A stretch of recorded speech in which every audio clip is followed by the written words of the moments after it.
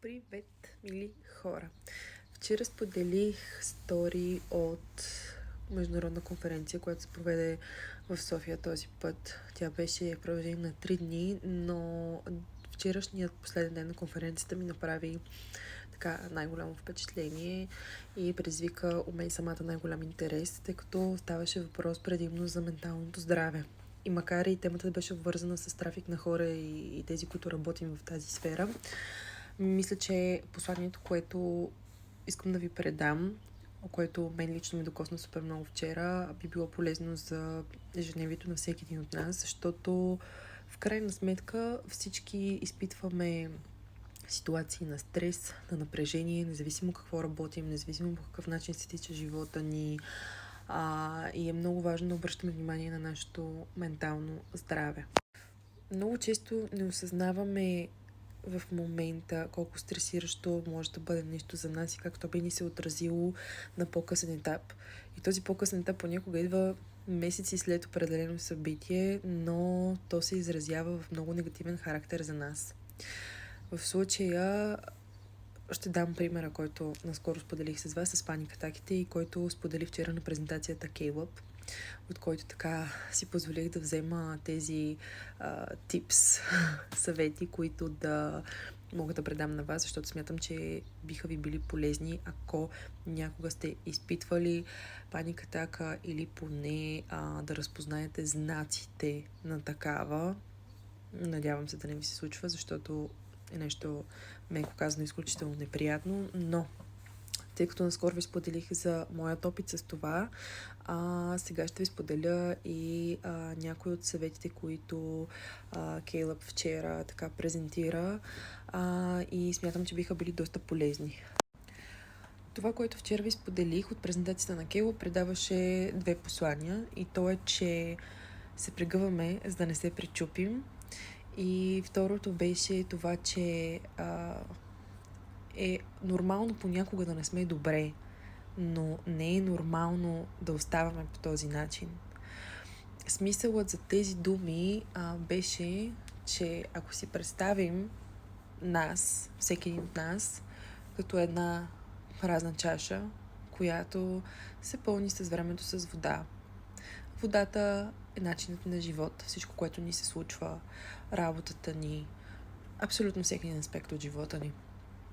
Тази чаша се пълни до положение, в което нашата психика и ние самите можем да допуснем, за да бъдем окей. Надминали обаче определено ниво на водата, какво се случва с чашата? Тя прелива. И ако нямаме дупчици, от които да изтича тази вода, като дупчиците в случая са нещата, които обичаме да правим, хората, с които обичаме да прекараме времето си, всяко едно нещо, което ни зарежда, което ни е приятно. Ако ги нямаме тези неща или не обръщаме внимание на тях и не отделяме достатъчно време и за тях, чашата ще прелее много по-бързо и определено тя прелива в моментите, в които най-малко очакваме. По същата методика работят и паникатаките. Какво се случва при тях? Събираме стрес и напрежение, събираме и в един момент, ако не го отпушваме с нещата, които обичаме да правим, с достатъчно спане, защото това е изключително важен фактор за справяне с стрес и за възстановяване и на тялото, и на психиката, вероятността да получим паникатака е много по-голяма. И отново повтарям, забележете, това се случва в моментите, в които най-малко очакваме. Какво ще рече това? Когато сме под напрежение, всички се стягаме, мобилизираме се, за да можем да свършим съответната работа, да преодолеем съответната травма в живота ни. За всеки ситуациите са различни за причиняване на стрес. Стягаме се, мобилизираме се, за да може да премине бурята, така да я наречем. И в момента, в който се отпуснем, било то да сме на почивка с любими хора или просто да останем на спокойствие сами със себе си, тогава започва да ни удри целият този стрес, на който ние не сме обърнали внимание, не сме го преработили, не сме го изговорили, не сме взели почивка след травмираща ситуация, за да може психиката ни да я осмисли и, както се казва, да я преработи на спокойствие, за да може да смели цялата тази информация и всичко, което се е случило. Ето тогава обикновено ни върхлитат паник атаките или друг тип неприятни обстоятелства вследствие на натрупан стрес и напрежение. И най-важното, ако се намираме в ситуация на паник атака, най-лесният научно доказан начин да се справим с нея е чрез активиране на сетивата ни. Как можем да направим това? Например, от гледна точка на активиране на вкусовите ни рецептори, дъвченето на много изключително кисела дъвка, подобна на дъвки шок, които ги имаше преди доста време, не знам дали още съществуват, но със сигурност имат някакви алтернативни варианти на тях, кара мозъка да се фокусира върху този изключително кисел вкус, шокира тялото ни и то гледа да се справи с този шок. Това автоматично ни разконцентрира от стресовата ситуация, която можем да изпитваме. Друго нещо е мириса на нещо успокояващо. Било то някакъв тип олия, парфюм, лосьон, нещо, което има успокояващ ефект, би повлияло благоприятно в такава ситуация също. Хубаво е, особено ако пътуваме някъде, както в случая аз получих паник атака, когато бях на самолета за Виена, или по-скоро малко преди да се кача на него. Хубаво е да имаме зареден плейлист с готина музика. Отново нещо релаксиращо, нещо, което ни харесва, нещо, което не стресира допълнително нервната ни система в този момент, а е по-скоро успокояваща, релаксираща музика, която да слушаме през целия път и да ни кара да си представяме някакви хубави преживявания, разбира се. Друго нещо, което много помага, е създаването на албум с хубави спомени, хубави преживявания. Нещо, което ни връща в времена, в които сме изпитвали моменти на радост, моменти на щастие. Нещо, което в стресови ситуации да можем да си отворим, да погледнем, да се ангажираме с него и да ни отведе на по-спокойно и по-приятно място в момент, в който очевидно изпитваме някакъв стрес. И едно от най-важните неща – дишане. Хубаво да имате хартиен плик в себе си, в който да дишате и издишате около 12 на пъти, тъй като в стресови ситуации нивата на въглероден диоксид в организма намаляват рязко, което води до дисбалансиране и силено чувство на тревожност, особено в ситуация на паник атака. Дишането в хартиен плик всъщност помага да се балансират тези нива и това е може би най-бързият начин за излизане от ситуация на паник атака. Това е научно доказано. Моя колега психолог потвърди. Аз лично не съм го пробвала и силно се надявам да не ми се налага да го пробвам. Но това е сред най-известните бързо помагащи съвети в ситуация на паник атака. Смятам, че тези съвети биха били полезни за хора, които често се намират в подобен тип ситуации, а пък дори да не изпитвате паник атаки, във всеки един стресов момент отново би помогнало да спазите някои от тези неща или поне да пробвате. Това е с съветите за сега от мен. Това научих вчера. Исках да го споделя с вас, защото наистина мисля, че би било полезно за доста хора. За мен лично беше полезно. И отново стигаме до извода, че трябва да правим повече от нещата, които ни носят спокойствие и ни карат да се чувстваме щастливи. Животът е достатъчно стресиращ, с много обстоятелства и неща, които неизбежно всеки от нас трябва да премине, било то в работа, било то в личен живот. Но в крайна сметка ние сме най-важни. Ако не сме добре, няма да сме добре нито в работа, нито в личния живот. Така че бъдете добре първо за себе си, обърнете внимание на себе си, за да може да давате любов и енергия на всичко останало.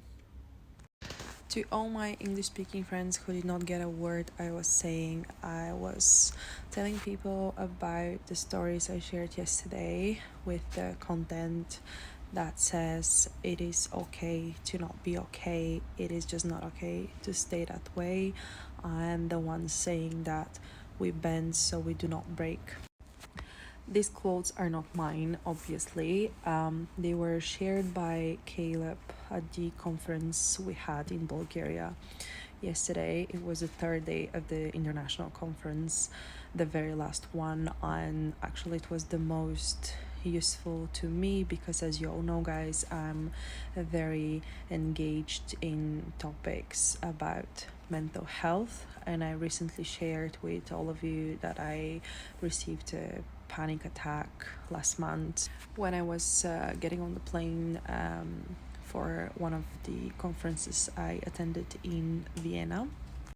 Although the presentation was related to the topic of human trafficking and the professionals who work in the field, and how we need to pay attention to the stress that we get to experience on a daily basis, pretty much, I think it's very relevant to everybody.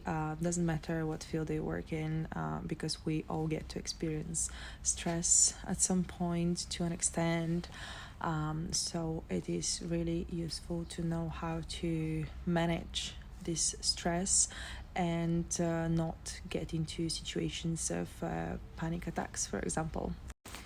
So Caleb shared his experience with panic attacks, which I'm not going to reshare because it's very personal, and it's different for everybody. Like, different situations lead us to panic attacks or any other negative moments that we experience.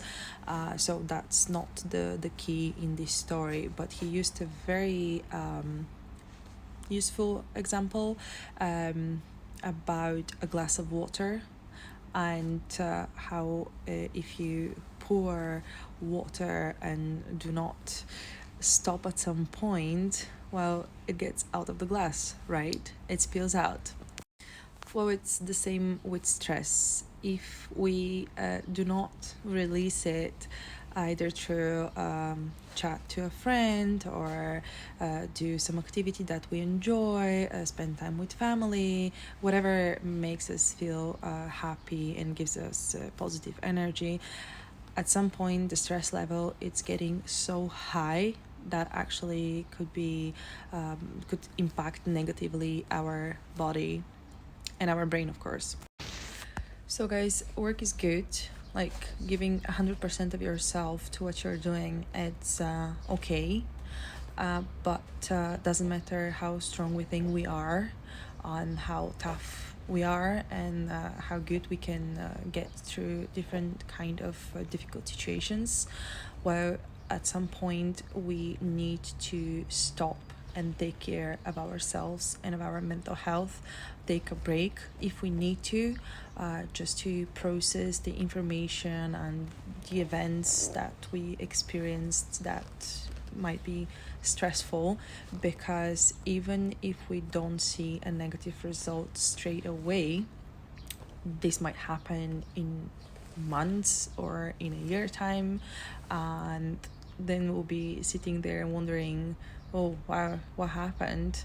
Well, actually it does happen when you least expect it. So guys, straight to the important point: how to manage a situation of a panic attack if we get to experience one. All we need to do is unlock a few, or all of our basic human senses, which are taste, smell, hearing, sight, and touch. Bring with yourself a super sour candy. What it does, it shocks your system and directs all the attention to the sour taste. Also, some smells have been shown to reduce the level of stress and induce calming and relaxing effect. Another useful tip is having playlist with relaxing songs that are favorite to you. Just be ready to deploy it when you experience situations of anger, frustration, stress. Another thing you could do is create an album with your favorite pictures on your phone so you can redirect the attention to moments of joy and happiness that you've experienced with your favorite people. Last but not least, breathe. Using a paper bag to breathe really balances the level of carbon dioxide, which reduces rapidly when you get to experience anxiety or a panic attack. And using a paper bag really helps to balance those levels and to manage such situations faster. So, guys, those are the tips that I wanted to share with you. I hope they're useful for you as they were for me. And just take more breaks and do more things that make you happy.